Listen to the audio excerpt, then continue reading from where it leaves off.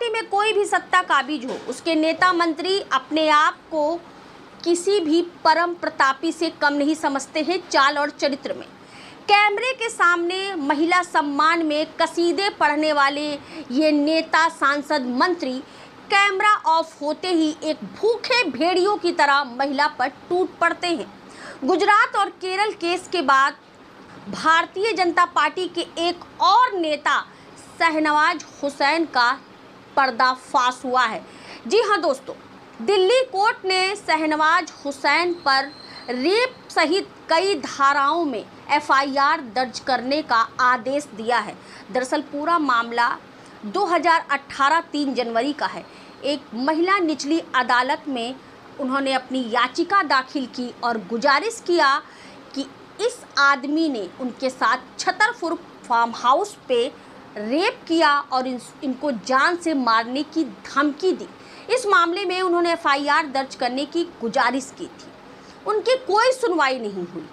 अब जाकर के 2022 18 अगस्त को दिल्ली कोर्ट ने नेताजी के खिलाफ एफआईआर दर्ज करने का आदेश दिया है और पुलिस को 3 महीनों में जांच कर पूरी रिपोर्ट पेश करने का निर्देश दिया है।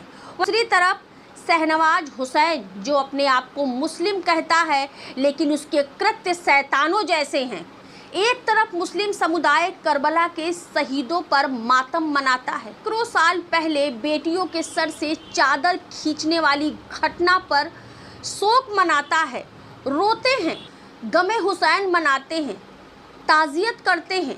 महिला की अस्मिता से खेलने वाला कैसे अपने आप को पाक हुसैन से जोड़ता है?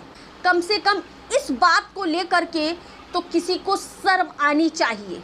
लेकिन भारतीय जनता पार्टी के कुनबे में पूरी तरीके से सन्नाटा पसरा हुआ है, क्योंकि ये मामला तब सामने आया है जब देश के प्रधानमंत्री माननीय मोदी जी ने लाल किला के प्राचीर से महिला सम्मान पर इतना लंबा चौड़ा स्पीच दिया है और दूसरी तरफ उनके नेता और उनकी राज्य सरकार ऐसे कृत्य कर रही हैं।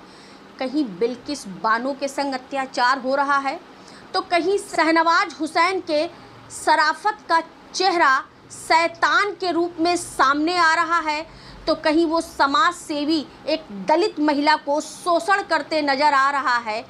बात यहाँ पे किसी पार्टी या किसी सरकार की नहीं, किसी नेता या किसी मंत्री की नहीं, बात इस भारत देश की महिला, उसकी लुटती हुई अस्मिता पर सवाल है।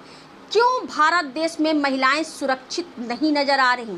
कहीं समाज सेवी तो कहीं नेता तो कहीं वोटर, और सरकार में मौन पसरा हुआ है, चाहे वो केंद्र सरकार हो या राज्य सरकार हो।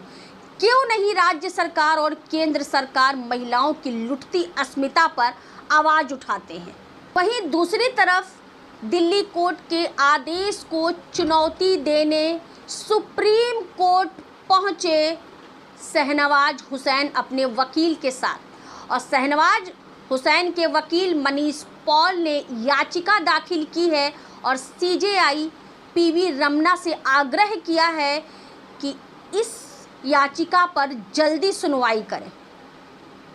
फिलहाल सीजेआई पीवी रमना ने मना कर दिया है, इस पर फिलहाल कोई सुनवाई नहीं। जो भी सुनवाई होगी वो अगले हफ्ते होगी।